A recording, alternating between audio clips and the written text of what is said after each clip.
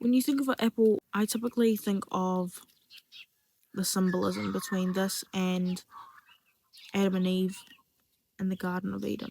Because of what they input, what Adam and Eve digested affected their output and their outlook on not only themselves, but of the world and of God.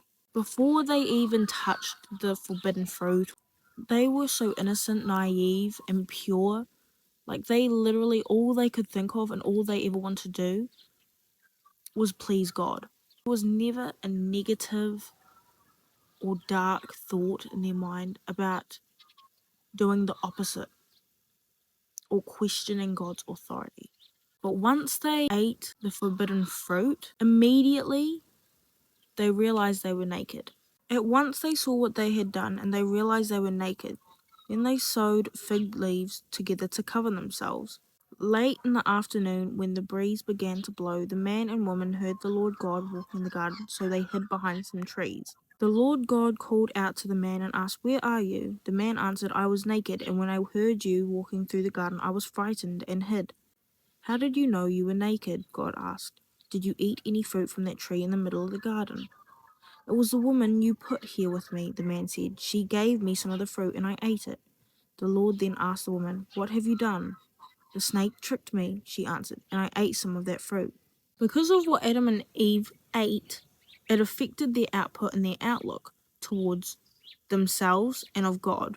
This is why we have to be very careful of what we input. And I think, especially in today's world and society, I can't even say that everything's hidden, that there's hidden messages, because at this point it's not even hidden, it's in plain sight. People just don't want to see it. They just think, oh, it's not that big of a deal. If you really had a look at the amount of stuff, especially mocking Christianity, it's actually crazy. Yet no one dare mock Buddha or Greek gods or being a Muslim. No one dare mock any other religion but Christianity. But why Christianity? Why is there a big target on Christianity in the first place? Isn't that suspicious? You see it everywhere. Especially because mainstream stuff right now. Where do we get all our gossip from? What are we inputting that makes us cool? This is music that makes us cool. Celebrities, fashion, movies, our food and beverages, on TV, packaging of anything. Think of everything and anything you input that you are taking in. It can be from what's on your phone, literally anything and everything is advertising now. Everyone has a hold of your data now that they are using that to their advantage with advertising things now. Like, you can just talk about something around your phone and then the next day you'll find an ad about it pop up. Think about social media. Everything that we are digesting, even if we don't know it, subconsciously we're digesting this stuff. If you have a good song that you love and you listen to it over and over again, and there are messages about sex or drugs or getting high or killing yourself, do you hear this? Like, do you know what you're digesting? When you hear a song and it's all about unaliving yourself, don't you think that you might want to go do that? Or don't you think when you talk about getting drunk and high all the time, don't you think you'll be more inclined, even subconsciously, to do that? I don't even like talking about, even if you listen to music that's about, oh, all these bodies, all these girls, like, I get laid every night, like,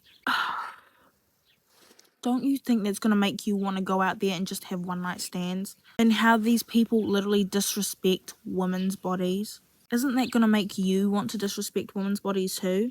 Or you sit there and you listen to music with racial slurs, or that talks about hating on a race. Isn't that going to make you want to hate on that race? Or use those slurs? Because you're listening to it 24/7. Look at fashion now. It's not something where you could be like, oh, well, it could have been a cat that they're dressing up as, or like Minnie Mouse. It's literally the devil. And we think, oh, it's not that deep. Do you hear what they're talking about? Do you know that there are people out here who literally pray to the devil over their music? If that ain't witchcraft, I don't know what is, because when someone does a spell on you, isn't that like bippity boppity boo? Isn't it like a sequence of words? So if you are listening to the same song, oh, I don't know what language they're speaking, I don't know what they're saying, like, they could literally be doing that stuff to you. Even if you say, oh, I just like the beat of the song, why don't you listen to it instrumental then? Oh, it just doesn't hit the same? Who was the leader out of all God's angels who did the music? Who literally led the choir up in heaven? Satan. The devil. The fallen angel. The one who literally went against God. So no wonder why you think, oh, this music, this song, I just can't get out of my head. I have to listen to the song. Yo, the song is in my ear 24/7. I go to sleep thinking of the song, I wake up thinking of the song. Even if you think, oh, it's not that deep, you are subconsciously programming yourself to like whatever that is, to agree with whatever that is, and to output whatever that is. You might think, oh no, I don't swear. I never swear. But you're listening to music with swear words in it. And then all of a sudden, you start accidentally slipping out. You just swore then. You just swore then. You hear songs that are literally talking bad about Jesus and God, and you're like, oh, it's just a song. It doesn't mean anything. And then next thing you know, you're shite talking God himself. What? Don't tell me music doesn't have power, because it does. You've never heard of the story of mermaids, how they be singing songs and hypnotizes the men and the sailors on the ship, and they literally fall to their deaths? Is that not the devil and how he's making music now? This is why I literally changed to Christian music. Don't be talking bad about Christian music, because like nowadays we have that many great artists out there, so many different great genres, that you can literally have any genre you want. You can have hip hop, you can have R&B, you can have pop, you can have soul, you can have your typical gospel, you can have indie, you can have rock, you can have punk. That is all Christian music. Don't say, oh, but they're all slow and drabby, because no, they're not. Stop giving yourself excuses. There are people out there that are promoting the stuff, and the stuff's good. Stop hating on it just because the devil's got you. Think about even sports now. Think of sports, think of concerts, grand events, and magazines. I know you guys have seen some of the stuff that they be talking about. I know you have. Where it's just like, why they really, like, they're really bashing Christianity. Imagine if someone was literally posing with hijab on, topless. That would not go. Like, everyone would be coming down their throats. But it's okay if someone's dressed up as a slutty nun. Like, that's not disrespectful. If this religion really is fake and Christianity isn't real, then why is everyone really mocking Christianity more than any of the other ones? How come it's cool and trendy to wear a cross, but dress up as the devil? Like, I just don't get it. Have you seen the Monster drink? They literally be saying, here's a taste of sin, or whatever, some random rubbish is on there. Like, no thanks. Like, you're telling me that's just going over your head? What you reap is what you sow. Therefore, whatever you are putting into your body, whether you know this or not, it will have an outcome, whether you like it or not. So you can either choose to sit there and limit and become consciously aware of what you are sowing so that you have a better outcome, or you can literally just not care at all and suffer the consequences. And then you wonder, oh, how did this person turn out like this? Well, there would have been signs at the beginning. Like, if you look at criminals and whatnot, and you think, how can someone just go and like shoot up a school, or how can someone go and kill all these people? Normally there are signs. There are somewhat little signs at the beginning. And it's not until these people literally do some deep diving into their childhood, what they were listening to, the people they hung out with, that they start to understand and they see, oh yeah, this is where it stemmed from. You want to know why? Because what you reap is what you sow. You can't sit there and tell me that someone who kills animals for fun, listens to music about shooting down schools and killing themselves, drinking, getting high and whatnot, is going to turn out picture perfect. You can't tell me that they're the A+ student in class who works in the community, who is a goody good two shoes. You cannot tell me that. And I think especially nowadays with technology, and because I have siblings where my youngest one is 3, I am so worried and wary and conscious of everything that they are watching, listening to, digesting, because like the saying goes, monkey see, monkey do. If you're around the wrong people enough, sure, you're going to turn bad. Whereas you're around the right people, you're going to turn good, aren't you?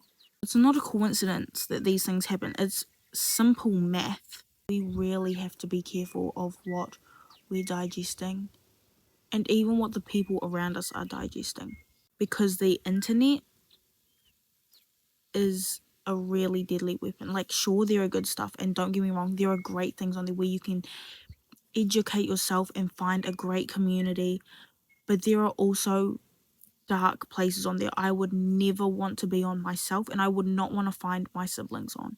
Like, there's so much good on the internet now, but there is so much more bad now, and so many things that we're normalizing that is not good. Like, in what life is hookup culture good? In what life is spiking people's drink good? In what life is sexualizing little children good? There are some disgusting people out there. You don't know how many subliminal things are being programmed into us. There's probably things even I don't know that are being programmed into me through sneaky marketing tactics that we're not even aware of yet, that they are putting on the internet for us to purchase, to buy, to like, that is literally wrecking our lives. All I can say is literally beware, be careful, stay awake.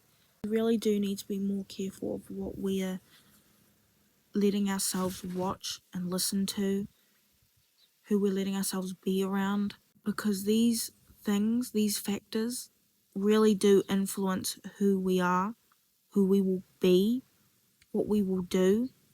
It's so predictable, and it can be so hard, especially when you're around the wrong people. As a Christian myself, being around worldly people really makes you look at the world. You don't focus on Christ, but being around other Christians really helps you to focus, and we all have the same values. Therefore, we have more motivation and more discipline, and we're able to hold each other accountable. So here's a question for you guys. What are you sowing? What are you hoping of reaping? Because you cannot plant one thing and expect a completely different outcome. Love you guys lots. Take care. Stay blessed. And I'll see you next time.